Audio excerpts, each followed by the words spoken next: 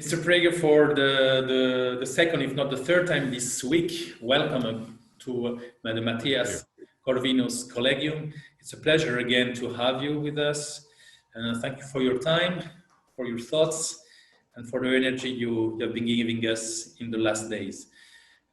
Today we will dedicate this specific session on a topic that you know well, on which you have been working and fighting a lot in the last years, which is freedom of speech in different fields. You used to say once that there's one thing all Americans agreed upon was freedom of speech. And this seems not to be longer the case. And we'll be very happy to hear your views on that. How is it happening, especially among the young generations? How is it possible, that this culture of freedom of speech, has been totally, and I use the word cancelled. And we would like to have your views on freedom of speech, what's the state of play now in the academia, also in the media, not only the classical media, but also the social networks and the big ICT companies that are controlling information today, or at least spreading information. And also in the private sector is also very worrying to see that that in many companies, your own opinions could be problematic, and some people have been fired for that. They have been sacked from their own jobs for those things. So there is a general climate. This attitude of freedom of speech, this mentality has been totally undermined in the last years, and we'll be very happy to discuss that with you. So feel free. You are the guest. You are the master. Maybe let's start with academia, if you don't mind. This is a field that you know very well. What we see here from Europe, what we hear in the news, and also what we see in some of our universities, especially in Western European countries, the UK, for example, also France is very sensitive to that as well, is a new trend whereby universities are no longer the temple of wisdom and of critical thinking that they used to be. There are some philosophers that can no longer be taught.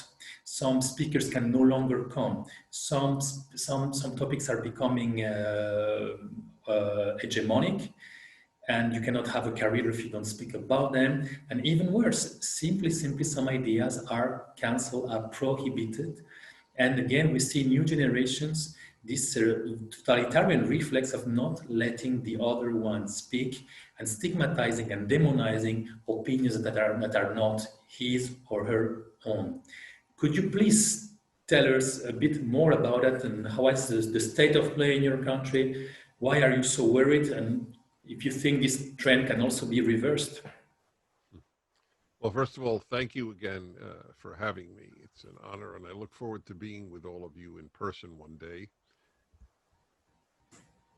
The university in the West, so by the West, I mean the English-speaking world, which actually is the worst.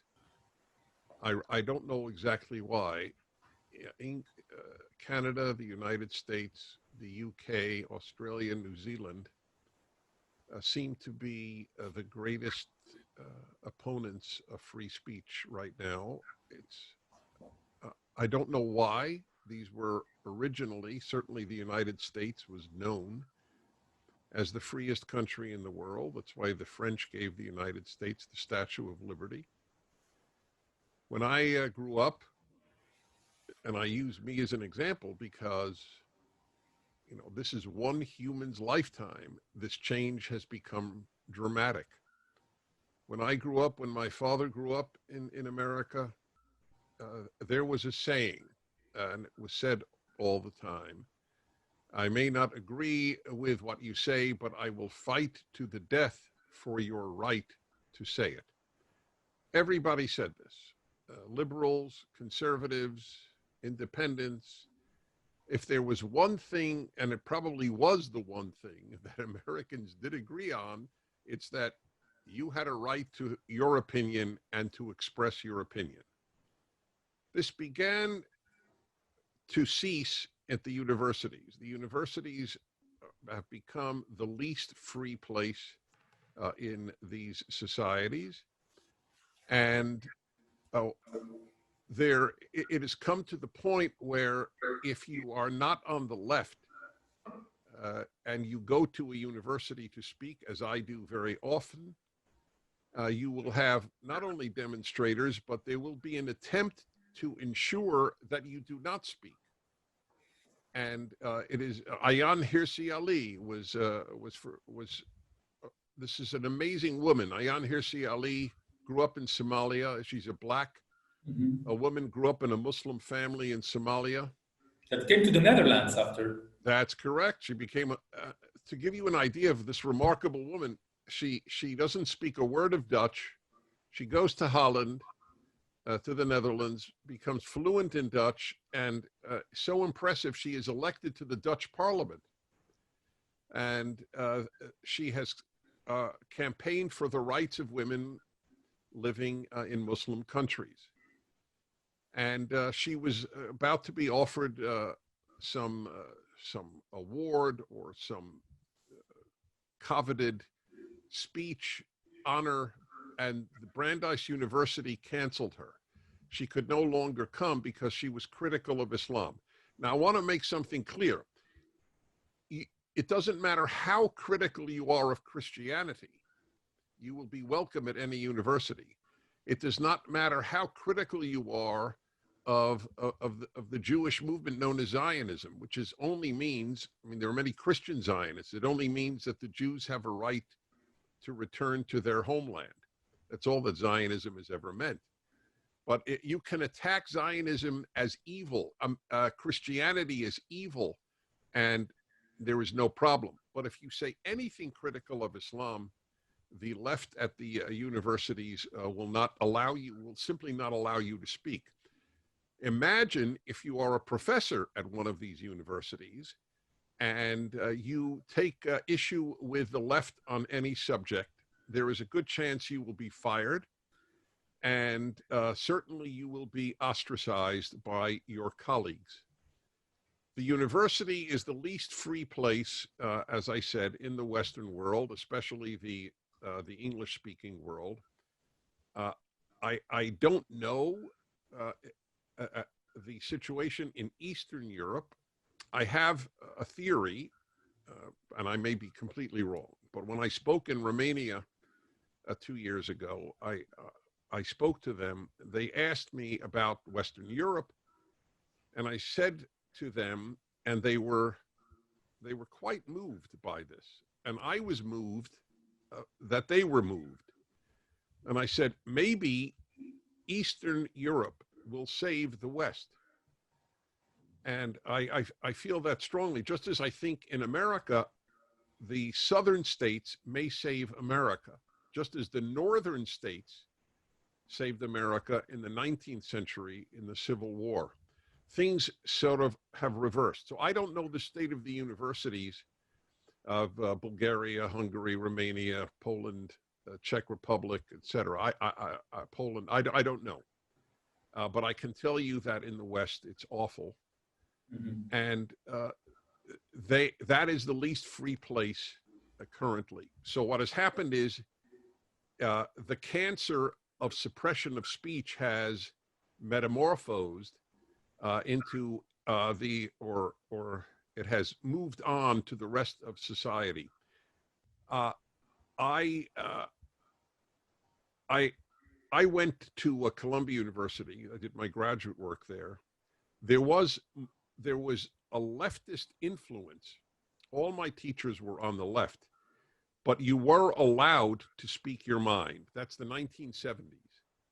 But by the 1990s, and certainly by this millennium, and certainly in the last decade, that has ceased to be the case. Students know that if they differ with their professor, they will get a very low grade. Parents call my radio show. I do a radio show in the United States, have for many years. And very often parents will call me and say, what should I tell my son or daughter? They say, what should I do? Because if I say what I believe, I know I will get a bad grade, a low grade. I want to tell you my answer, by the way. I think it would interest you and those who are watching this, I tell them that, of course, I cannot tell them what to tell their child, but since they asked me, this is what I say. I would say to my child, if you start compromising on what you believe for a grade, when will you stop compromising? We are all tested, those of us who believe in higher values like free speech. We're all tested. Life is a test. And if you learn early not to pass the test, it's very hard to learn later or start later to pass the test. One final word. Why is the university so suppressive of free speech? And the answer is very important. Because the left has taken over the university. Everywhere in history, there is no exception to this rule. The left has been my field of study since graduate school. That's why I learned Russian. I learned Russian in order to read Pravda, not in order to be able to read Dostoevsky. And I can still read Pravda, though it's not published, but I can't read Dostoevsky. Too many novel words. But in any event, that's what I studied all my life, the left. There is no exception. Everywhere the left is in power, it suppresses free speech. I'm not talking about liberals. I make a big distinction between the liberal and the leftist. Liberals do not make this distinction. This is the great tragedy of America. Liberals think their enemy is conservatives, but their enemy is the left, not the right. And the fact that liberals do not understand this is the reason the left is so powerful. Liberals vote for the left, but the left has complete contempt for liberal values. I have a video up at Prager University where we have many views. Many Hungarians watch our videos. I only do 10% of the videos, so I've done about 40 of the 400. But one of my videos is about 6 differences between liberalism and leftism. I think it would interest your viewers very much to see that. So the left, everywhere it has power, anywhere, since from Vladimir Lenin unto the university today, it suppresses free speech. And there's a good reason. A, the left wants power. B, the left does not argue. This is a critically important point. The left never debates. The left suppresses. The left smears. If you differ with the left, Lenin began this, and every leftist leader continued it. They never debated. Lenin never debated once he was in power. He called his opponents, all whatever name, pro-czar or later on fascists. Stalin called Trotsky a fascist. Trotsky was the founder of the Red Army. Trotsky and Lenin founded the Bolshevik Party. But because Trotsky differed with with Stalin, he was called a fascist. This is exactly what the left does today. If you differ with them, you are a fascist, a racist. I have an acronym, 6HERB: sexist, intolerant, xenophobic, homophobic, Islamophobic, racist, bigoted. That's what they do. They don't debate. That's why they don't want us to come to a campus. They know that in 1 hour of an articulate conservative, we can undo 4 years of left-wing indoctrination. The university has ceased to educate. It indoctrinates. So that is the story of the university today, and it is because the left has taken it over. Many thanks, Mr. Prager. I mean, what you said sounds, unfortunately, very familiar in many places of Western Europe as well.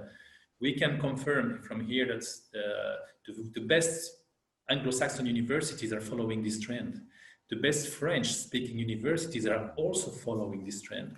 For example, in social science in France, it's very complicated, you know, to have a career if you don't speak about decolonialism, for example. Mm-hmm. Whatever that means. And it's true that also this tendency to demonize, we see it every day. Look, for example, today at the debate among feminists. You know, you have the old school feminists, extremely leftist, and you have now the queer theory as well. And they have a civil war among them. And the queers are calling the former Marxist fascist as well. Fascist That's right. is becoming like a keyword, is becoming like the confession that you don't want to have this debate. Shut up, fascist. You're a fascist anyway. I'm not going to speak with you. And in your documentary, you have youngsters saying, indeed, that there's no freedom of speech for fascists.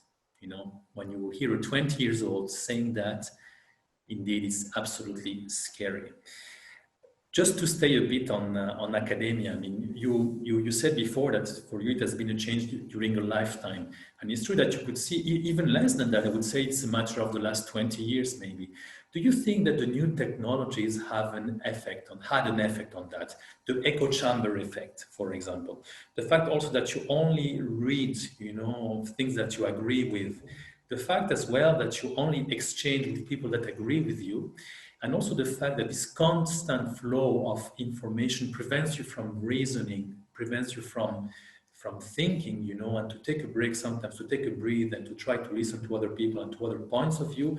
Did you think that this eruption and the disruption of screens, I'm not speaking now about freedom of speech in Twitter and Facebook and the way they want or not to control it, just the mere fact that people do not read anymore, they don't have they have more like fast thinking than slow thinking. Do you think that this had an influence on the newer generations? You generation took the time to read. You, apart from being from hosting a radio talk and from publishing, you were also, for example, investigating on your own culture, your own religion. You wrote very, very very complicated and interesting books, erudite books on Jewish culture, for example.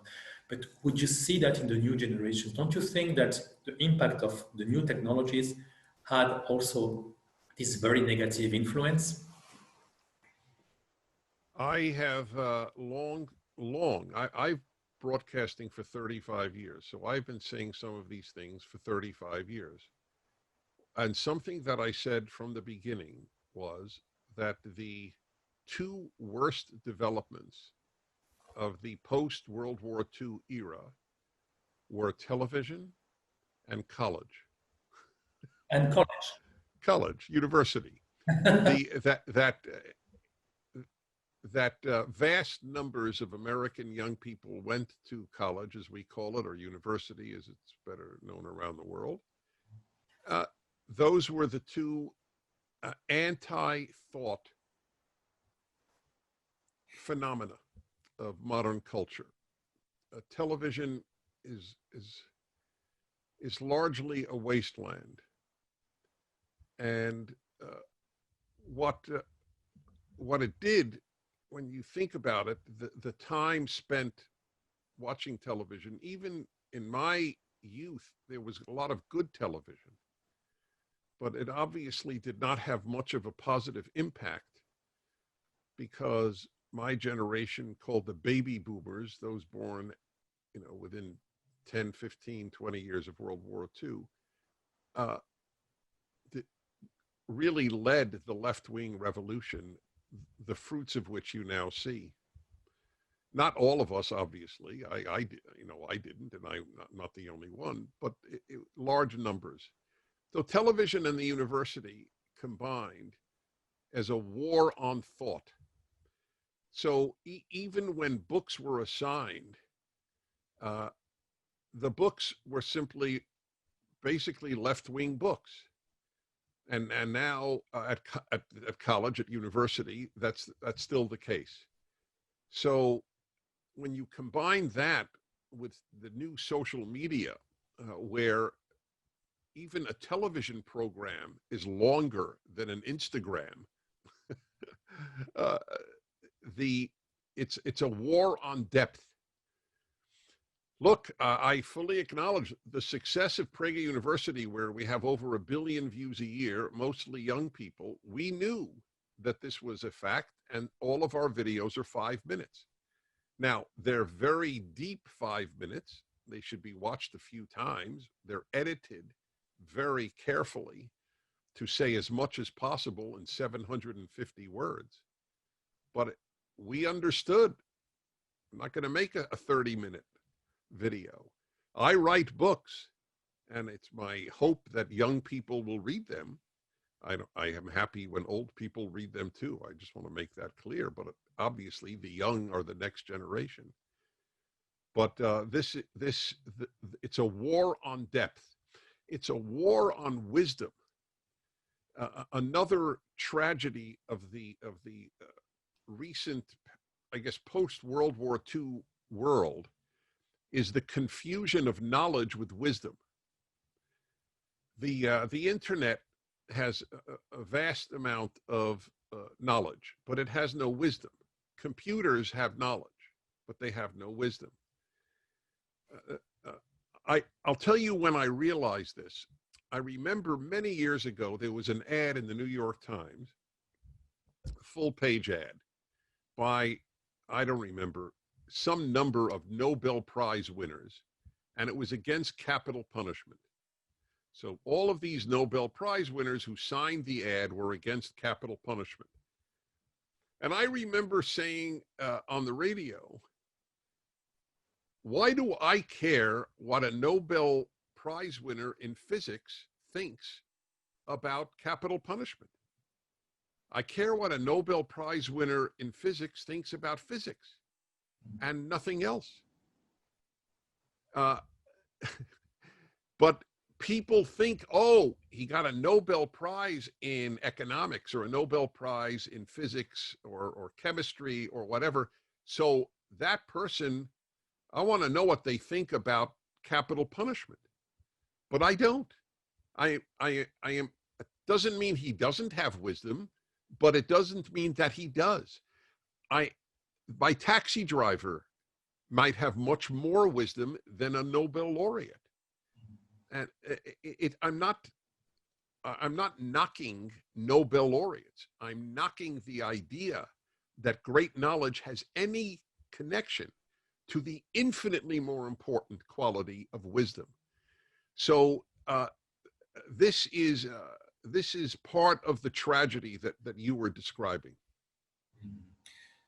No, indeed, and it's even getting worse because at least there were Nobel Prize of Physics Nobel Prize, but today the trendsetters are football players, influencers on Instagram, so which actually makes it Hollywood stars. Yeah, Hollywood stars, exactly. And so at the end of the day, it's true that when you interview a Hollywood star on politics, as if it was, the wise men of the club. That's right. Even worse on Instagrammers. I think those are really the worst. It is a type of modern McCarthyism, what we are living through now. And it also happens not only in academia, but also in another place that, in my view, has been also colonized by leftist thinking, which are the media.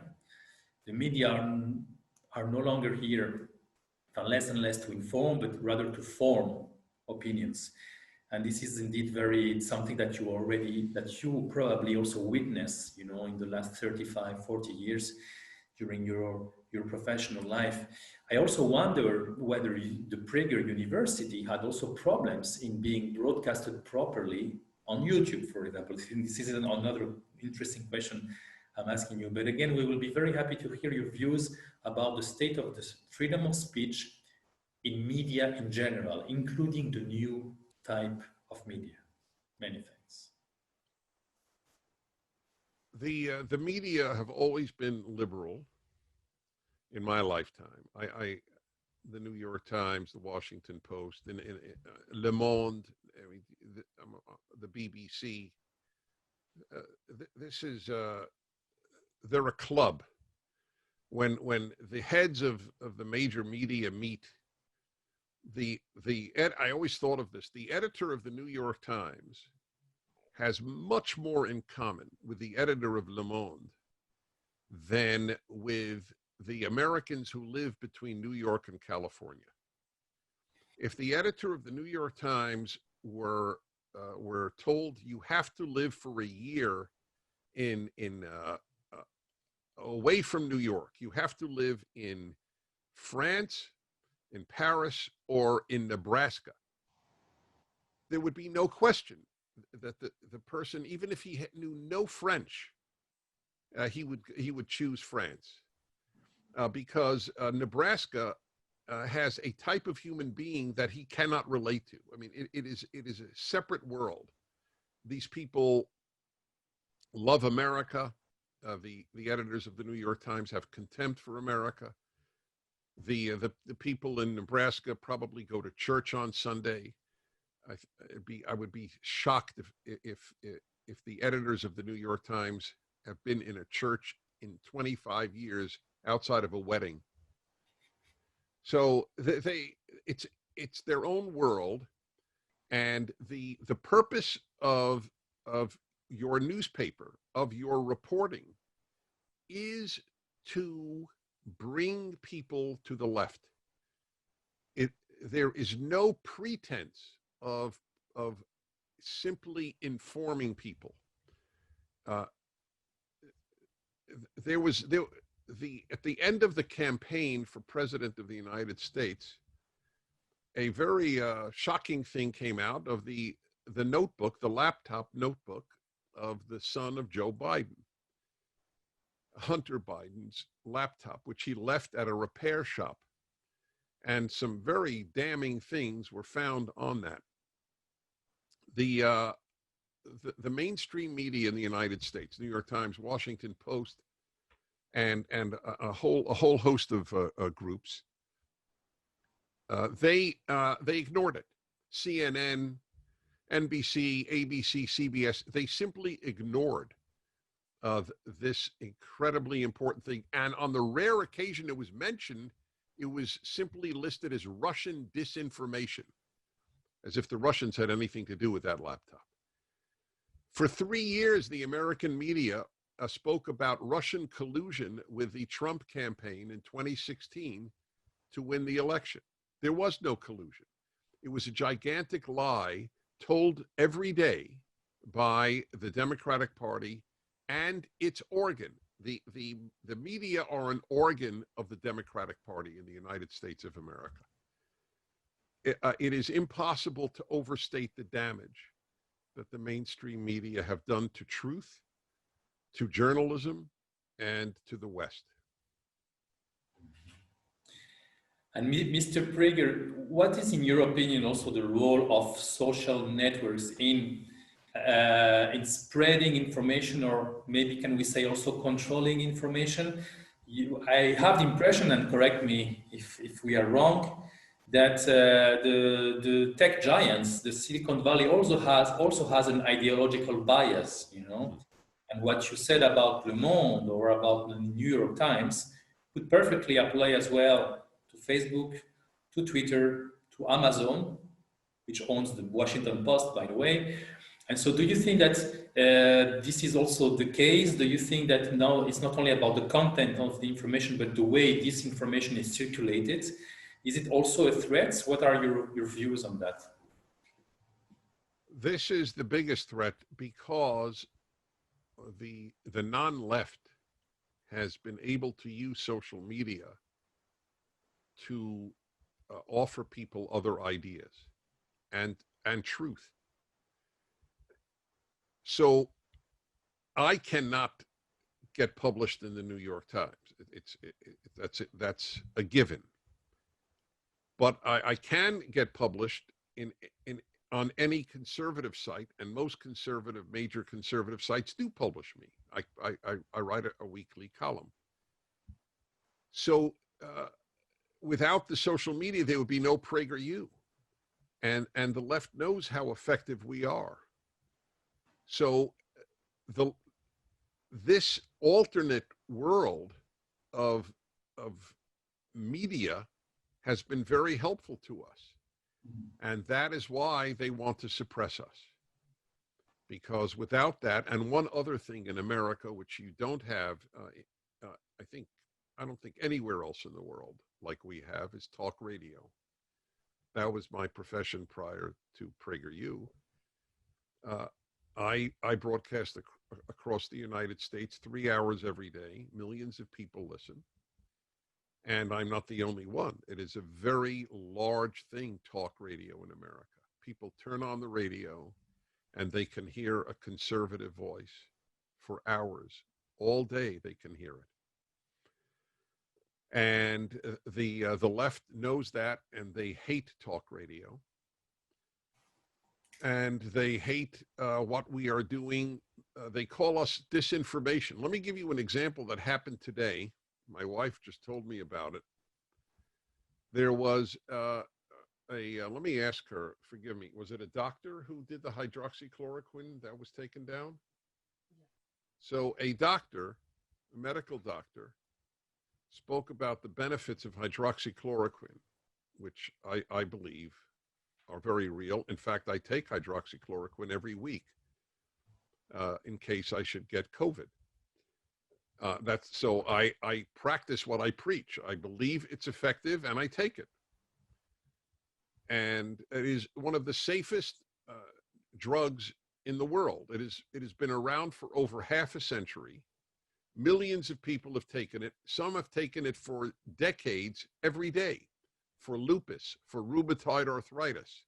It's an anti-malaria pill taken by vast numbers of Africans.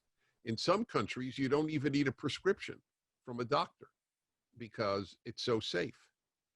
And yet, for utterly irrational, anti-science reasons, you cannot say on social media, hydroxychloroquine might help you. It was actually taken down, and a whole news service that had the doctor was taken off YouTube just today. These are doctors promoting hydroxychloroquine, and yet they've taken it down. So with the election of the Democrats in the United States, I have reason to fear that even social media will no longer be able to host non-left-wing opinions.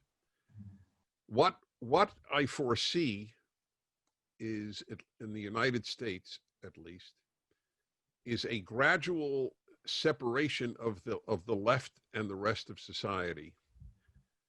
I have advocated that people take their children out of schools. If you are a 5-year-old, 10-year-old, 15-year-old, let alone university student in the United States, you are now taught how racist America is. It's the least racist country in world history. As I always point out, 3 million blacks have moved to the United States in the last few decades. 3 million. 2 million from Africa, 1 million from the Caribbean. Do these people think that America is racist? Would you move? If you were black, would you move to a racist country? Of course not. Would a Jew move to an anti-Semitic country? It's an absurdity. But they know how good America is for blacks. But you are taught now, from the beginning, America was founded, this is the New York Times 1619 Project. The New York Times published this lie, and liberals called it a lie. Liberal professors who hated Donald Trump led the campaign to call the New York Times report the 1619 Project, this project, that America was not founded in 1776. It was founded in 1619 when the first slave came to America. America was founded in order to preserve slavery. This is what is taught to young people in the United States. And if you say that it was not, it was not founded to preserve slavery, if anything, the first countries to abolish the slave trade were Britain and the United States. But that's not taught to young people. So you get this, the point I'm making is you get this all over, and so I have advocated a separation. It is too dangerous to send your child to a typical American school, elementary school, high school, or university. And so uh, we will establish our own media, we will establish our own schools, and you will truly have two separate United States. Mhm. Mr. Prager, yeah, but it might be also dangerous and detrimental to the cohesion of society. And especially, and this is again a very personal thought, but the world of screens is largely dominated by leftist actors. You have now the newcomers, people like Netflix, that do that with a lot of talent on top of that, a lot of talent. Can you, conservatives, compete?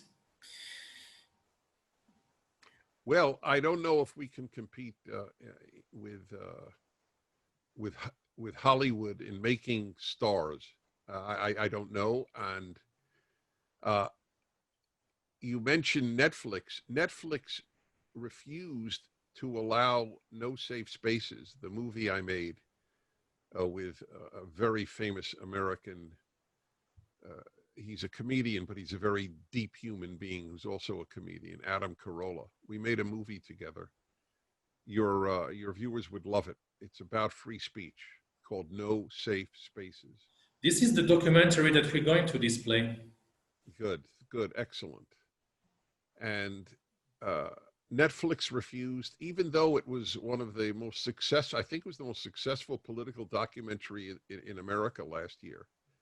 But Netflix refused to allow it to be streamed on its platform. So the threat, interestingly, the threat to a free speech is not coming from government.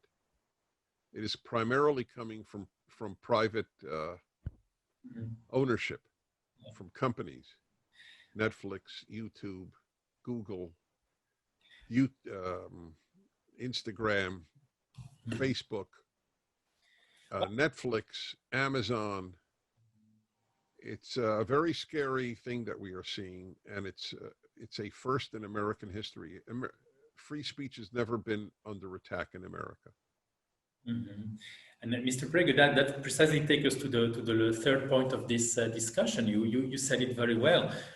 Freedom of speech today is not endangered by public powers, by public policy makers. It's not a judge who is going to prevent you from doing your documentary. It's actually more vicious than that. It's more subtle as well, because actually it's becoming a reflex, a mental reflex that is getting interiorized even in private spheres, because you mentioned already all those enterprises, media enterprises, but it also goes beyond. I mean, even enterprises that are not even in this business seem to have this reflex. Let me give you an example. Maybe you are familiar with it. Mr. Quinn Simmons is an American rider, cyclist, basically. And just because he replied to a Dutch journalist who was criticizing Donald Trump, and basically she said, if I have any Donald Trump follower, I ask him to leave. I ask him to leave. A sports journalist, a lady who's covering basically sport events. And the only thing that Quinn Simmons said, it just wrote one emoticon. It was a black hand waving, brown, blackish hand, basically only one sign. And that was enough to fire him to suspend him from his cyclist team. So the cyclist team, sorry, said, "Oh, no, you were spreading hate by just basically with one emoticon. So sorry, we are going to suspend you." And so if this happens in those circles, if it, for example, when you also see the reaction of the NBA, the National Basketball Association, taking sides on the Black Lives Matter movement, when you see also what Hollywood and the Howard's Academy now are doing with all those criteria, I know that you need to fulfill in order to compete for the best movie. I mean, it seems that this is growing also far beyond the media circles and even in private life. Today, in many places, in Google, in Mozilla, you get fired if you don't think the way you are supposed to think. What is your view on that? Everything you mentioned is exactly what is happening. Do you know, I went to the Soviet Union when I was 21 years of age. I have a very different life. It's not a completely normal. It's a wonderful life, but I was sent into the Soviet Union by the Israeli government, because friends of mine in Israel knew that I knew Hebrew and Russian. So I was sent for a month to bring in Jewish religious items, to smuggle them in, and to smuggle out names of Jews who wanted to leave.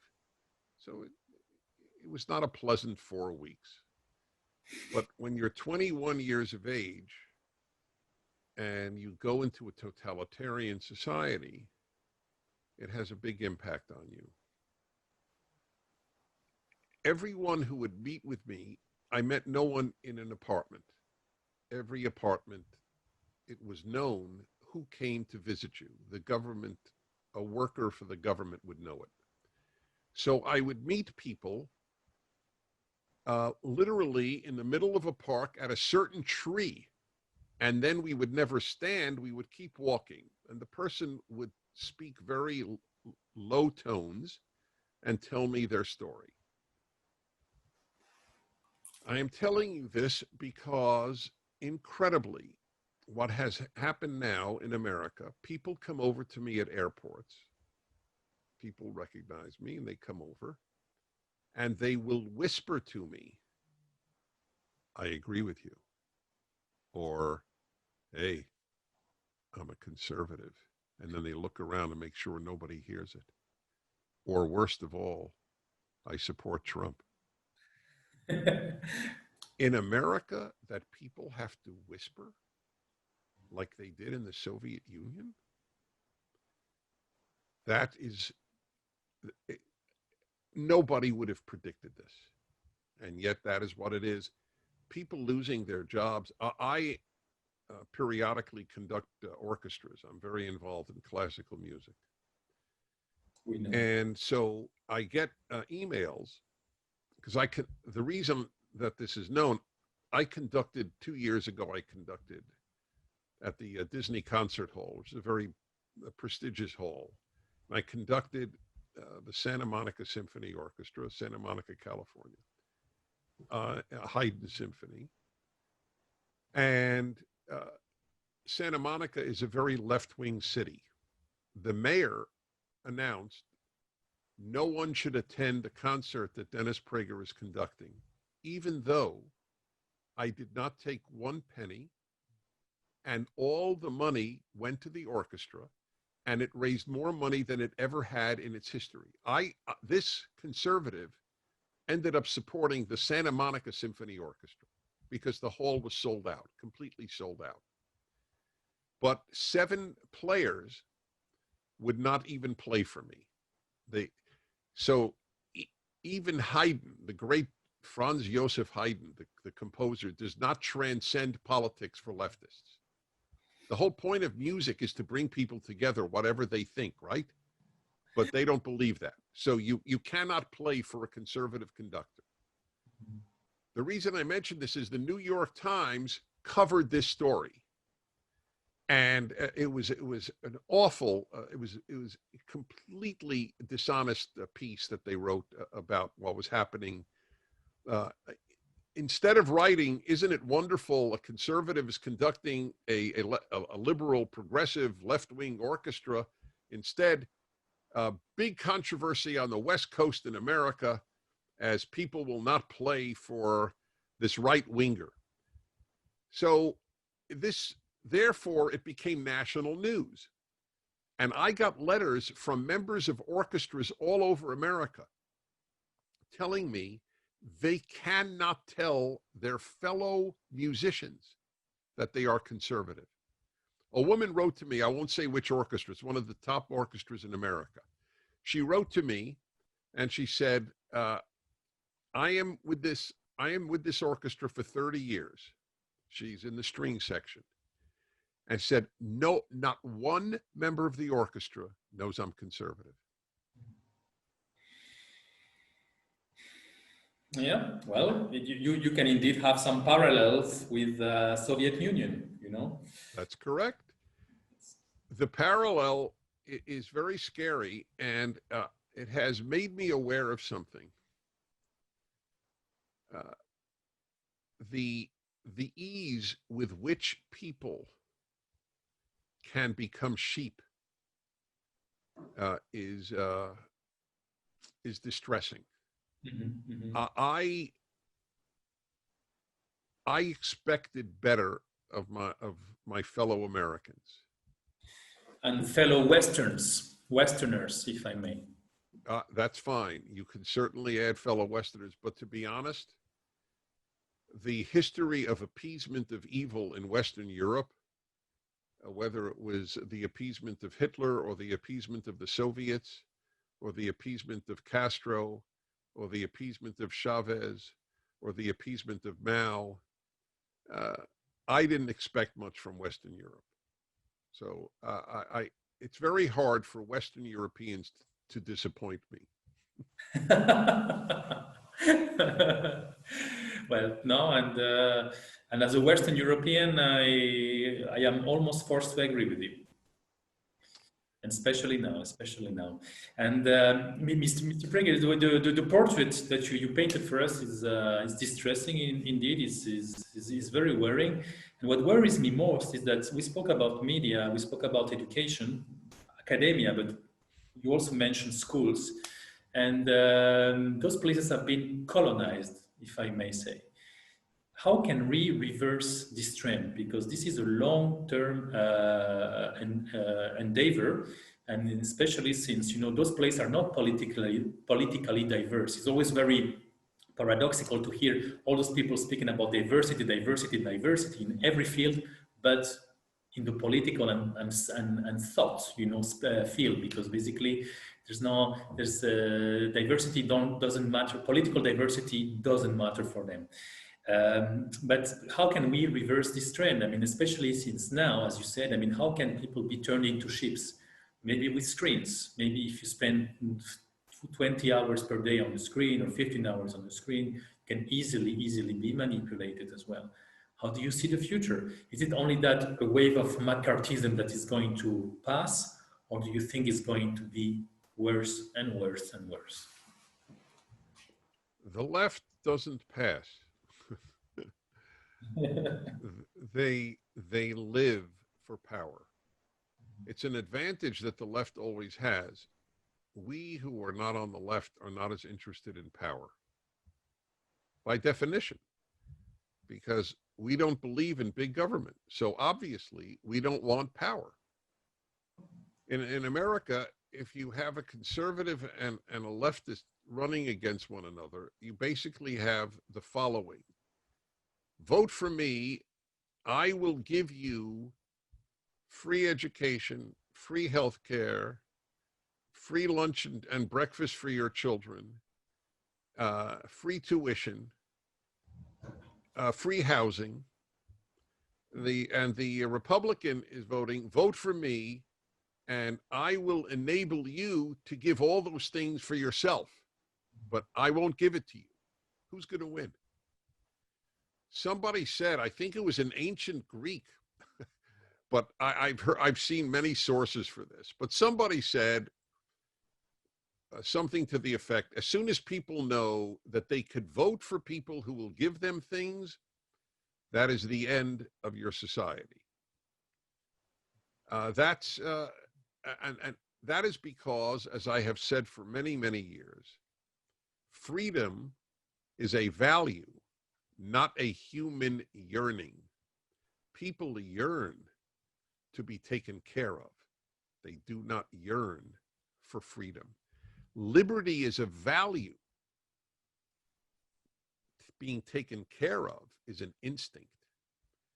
Instincts are more powerful than values. So if we don't teach people the massive importance of liberty, they won't value it. And that's what's happened. The human being does not yearn to be free. I just keep repeating that. And America, which has been the most free country, has failed to convey a freedom to half of its people and more than half of its young people. They say about 40 to 45% I'm sure it's accurate. I don't care about polls generally, but I think these polls are accurate. About 45% of American college students say they believe in free speech, but not for hate speech. They don't realize how stupid the comment is. That means you don't believe in free speech. Free speech means free speech for the person that you don't like. That's the whole point of free speech. If it's only free speech for people you agree with because you don't think it's hate speech, then it's useless. Soviet Union, there was a joke. The funniest jokes I ever heard were Soviet dissident jokes. So here was one that I was told in the Soviet Union in the when I was 20 something years old, and in let's see, what is it? It goes in America. Oh yes, in the Soviet Union there is freedom of speech. In America there is freedom after speech.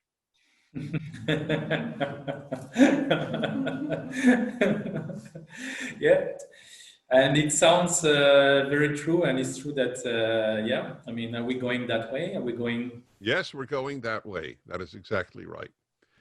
That's why I to the extent that I'm not completely pessimistic, and even if I were, I would still fight. I can't give up just because things look bad. That's absurd. But I do look to again to some Eastern European countries that still believe that religion is important, that still believe the West is worth preserving, that still believe that Beethoven wrote great music, and the fact that he was white and European and male is not important. The only thing that is important is his music. But in America today, at a university, the most important thing about Beethoven is not his music. It's his race and his sex. It's astonishing. And that's called progressive. That's called progressive, indeed. Mr. Prager, once again, it has been an immense pleasure for us.